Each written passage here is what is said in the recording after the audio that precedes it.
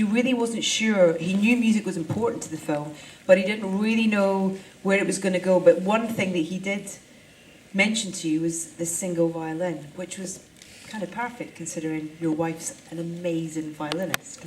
Absolutely, yeah. That was the one idea he had first, and I think he also, I mean, he knows Serena, then that she's a violinist, and I think he knew that putting that on the table, we were gonna, come up with some pretty cool ideas. So I basically just started writing music right off the bat after I read the script, and obviously this is the whole script was written from a first-person perspective. So all the music has to emote his feelings, what's going on in Oppenheimer's head, what's he thinking, what's he feeling, so the audience member feel like you're immersed in his character instead of sitting there and judging his character. And when it comes to kind of, sort of musically and sonically kind of telling a story about, the quantum realm and things like that, in terms of the kind of science nature of it and the beauty that you've brought to those moments, was that part of the conversation in terms of almost being a slight contradiction to what the people's expectation of those worlds were in a way? Yeah, absolutely. Like the emotional core of the score and finding the melodies and the theme and the sound for Oppenheimer was obviously the most important part first to get those big blocks of music out. But I was very interested in see how we can experiment with mathematics and science and theory inside of the music. And that was a very, very challenging and interesting part. I can mix up the emotions, but also with some science and math too. You recently had a playback of the film with a live playback of the score. Gutted I wasn't there for that. How was that experience for you? Oh, it was incredible. We had a 55-piece orchestra playing the whole score live at Royce Hall, where they also shot parts of the film. Wow. At UCLA campus, and it took about 2 months to get all the music out there for the musicians to play, and because it's about 2 hours and 43 minutes of music in the film, so be able to play that through in one sitting was very, very challenging. Surprised yourself how much music was in there. I was, yeah. Jen, congratulations on your extraordinary work in this film. And I was really interested to hear that with this film you started when filming had finished. Was that a slightly, was it a liberating experience in terms of, you didn't have any experience of what had been going on set, so you kind of came into it with with a blank canvas in a way? Yeah, it was actually amazing. Going into it, I was quite scared because I had asked a bunch of editors what they thought, and most editors hate it. One editor was like, "Don't do it." I was like, "Obviously, I'm going to do it." But anyway, it was actually great for me. My personality, I figured out. Like, it was great to have such separation and to start from the movie from beginning to end and just be alone with it, with no distractions. For me, it was particularly amazing and helped, I think, just get into the characters and the timeline thing. I didn't even think about it, Where did you start? Like, what is that first day? Starting to edit Oppenheimer, what was that first day? Oh, God. I mean, it's like writing, too. It's like I look at the page and what Chris wrote, and I'm like, okay. And start watching, Cillian's huge face in Room 22. That first shot and that first scene. Yeah.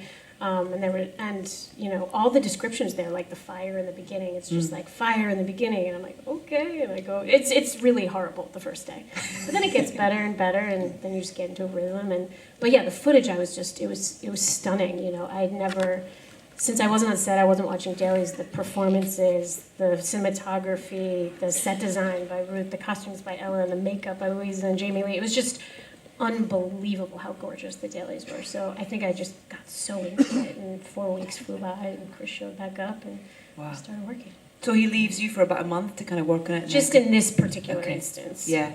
Which was great. But then it's what I find really interesting is that obviously he's so detailed and so kind of creative in what he wants to do, but he's so collaborative. And the idea that in the edit room you can play with scenes, you can play with what was on the page and what you bring to it as well. And I think for people who haven't seen the film, there's a scene that is, Can You Hear the Music, for example? And that was one I think that you had a really great time kind of finding the right kind of rhythm and kind of tone and storytelling within that scene. Is that fair? Totally, yeah, no, that scene, there's like 50 different versions of that montage, and we just kept at it, and what's so great about Chris is we have these weekly screenings, and, he's just like, don't worry about that, it'll be fine, we'll keep working on it, so I remember one Saturday we came in when we finally got it right, and I found this piece of Cillian kind of smiling to himself, and it's just like I hadn't seen it before, and it happens kind of at the end. And I think the one thing the montage was missing for a while is kind of just like seeing that kind of going from that moody, kind of depressed person to feeling like, oh no, this isn't scary anymore. I can make some sense of it. So yeah, it's so funny when you just on a random Saturday afternoon and you just find that special thing and it locks in. And I just remember we just finished on a Saturday afternoon. It was a totally unremarkable day, but great Saturday night. When do you know that it's done? Who's calling that we're... We both play it back and we're just like, wow, now it feels right, you know? And it's funny because for the longest time, we both had to watch it hundreds of times. We're like, well, that wasn't great. So it's just like, you know that it's wrong. And then, I mean, Ludwig experiences with us too because he comes over, pops by all the time. And I'm sure you've watched stuff we've done and you're like, that's okay. And then he comes by and you have that one time where you're like, wow, you just feel it, you know? You just kind of know. Hoyte, do you get involved in the edit at all? Are you part of that kind of, once you've shot all your wonderful work, do you... No, not at all. I come back when Jan and Chris have gone, and we're going to, you know, when we start making prints and start working on the color again. So I have nothing to do. I'm always very jealous. I have always like several months where I'm not seeing anything. I'm just hearing some noises from here and there. I get very excited about it, but then after all this time, when we start calling, that's kind of when I see the film for the first time, the way that it's actually going to be. You know. Does he just send you the script then, or does he have a conversation with you first? Because as much as, you know, the script is extraordinary in terms of how descriptive Christopher is with the worlds and the characters and the scenes he creates. You know, Chris doesn't send the script. He invites people to his house to read it. You know, and very often he's, you know, it always takes a lot of brain power. I always try to read the script as sort of numb as possible because, you know, it can be really intimidating otherwise. You know, there's so much challenges and difficulties in the script. So, and then we just sort of start a conversation afterwards, very lightly. I mean, usually we talk about everything but the film, you know. So it's a few lunches, and then you go and read the script, and then you very slowly start dipping your toe into the matter. So yeah, hiring those cameras, getting all that film ready. It's I mean, this is the screen it was made for, really, isn't it? In terms of, did you know from the start? Was that the kind of, you know, in terms of we're shooting as much as we can on IMAX anyway? We always do. I mean, we always feel that sort of. I mean, I more and more start to think about it as some sort of commitment, right? It's like if you value that whatever you're doing, whatever is in front of the camera is worthy. You know, our job is kind of to point the best possible, you know, means against it, and so I've been falling in love with IMAX from the beginning. You know, on Interstellar, when Chris and I started working together, and you know, we have every film we have done extensively. You know, we have tested and tried and engineered so we could shoot more and more on it. But it very much culminated in this one. And this one is not so obvious because it has a lot of dialogue in it and it's a lot of close-up. And that's not necessarily a way, or you know, an IMAX camera is originally not designed for that. And so we did a lot of engineering in that area so that we could actually use those heavy pieces of machinery and unleash on you know, on Cillian and his acting. And I mean, he can probably tell much more about how intimidating that is for an actor. Just before I get to Cillian, I heard this lovely thing that you said about Christopher, and that, you know, kind of, I think people see him as kind of having quite kind of clear ideas about, you know, we're going to do this, we're going to do that, everything's sort of laid out. But I loved how you described him as such an instinctive person as well, and it's about emotion, it's about watching and listening and responding to things as well in the moment. For me, he's far and foremost that. I mean, there's no secret to the fact that he writes scripts that are, you know, most intricate puzzles, and they require a lot of brain power, and I think that people very often mistake that sort of complexity and intricateness of, for not being able to be intuitive. The contrary is true for me. He is very organized and he is very precise, but the reason for that is also that he really dares to be extremely intuitive on the set, and very reactive, and very emotional, and in a way it feels like all the technology that we have, or the scope, or the size, the moment we turn over a camera and the moment we start working, it kind of disappears, and it becomes very simple suddenly. I always enjoy that very much with him. Would you mind passing your microphone to Cillian? Congratulations, Cillian. Thank you. It's an absolutely extraordinary performance. What was that call? I mean, Christopher kind of has said, I don't know if it's true that he kind of called you up going, okay, it's your time. You've worked with him, you've known each other for 20 years. Yeah. And he saw this was a project that he wanted to work with you on. Yeah. What was that conversation when he told you that? What was your reaction? In typical Chris fashion, it was very, very understated, and very, very British, and very low key. And it's his wife Emma Thomas and his producer who calls me because he doesn't have a phone. She passes the phone to him, and he just says it just so kind of matter of factly. But like I knew when he said it, was that was a kind of life changing opportunity. I always say yes to Chris when he calls before reading the script. It's like, hi, it's Chris, yes. So that's the way it goes, because he's just a master filmmaker, and I adore working with him. But I knew this was a biggie pretty quickly, even before I read it. So you go through the stages of exhilaration and terror and I don't know, what's that final stage? Acceptance. And so then I just went straight to work. From when I put down the phone, I just started working. And then he flew over and we gave me the script to read. Do you ask him why he wanted to make this film, and what it was about this man that he was fascinated by and felt that there was a wonderful story to tell? I don't know if we talked about that exclusively, but it felt to me, and maybe it feels like to you guys as well, that it's a kind of a culmination of a lot of his films. You can see the progression through, his work.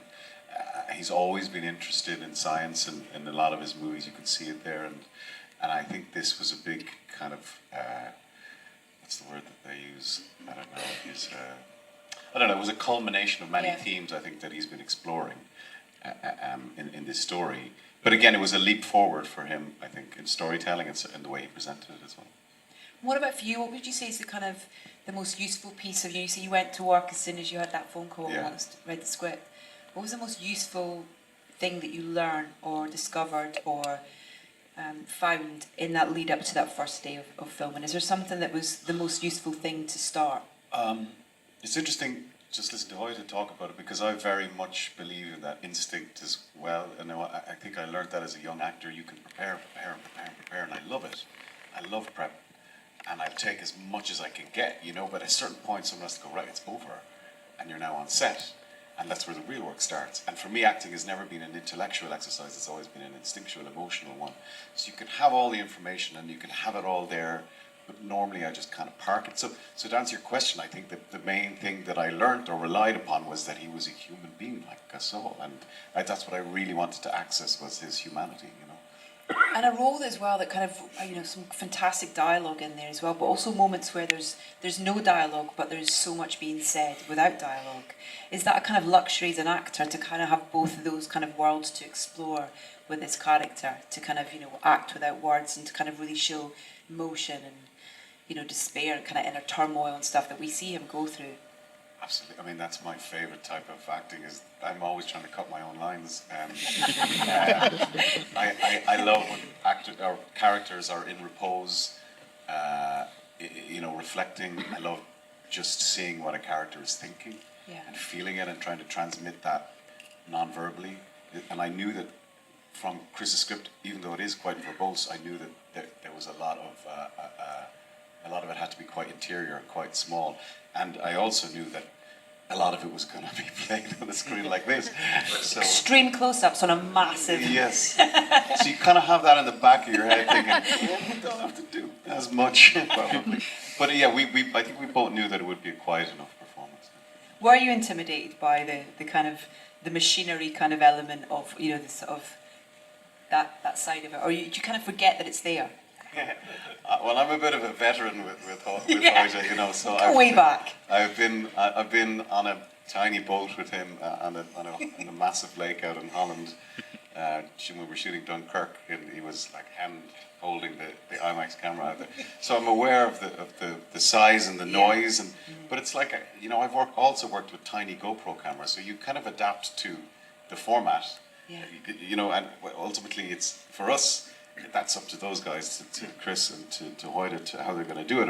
We just have to try and portray it as honestly as possible. I mean, it is in your back of your mind that it's going to be that huge, but I've always felt that the format is less important. It's the performance is the most important.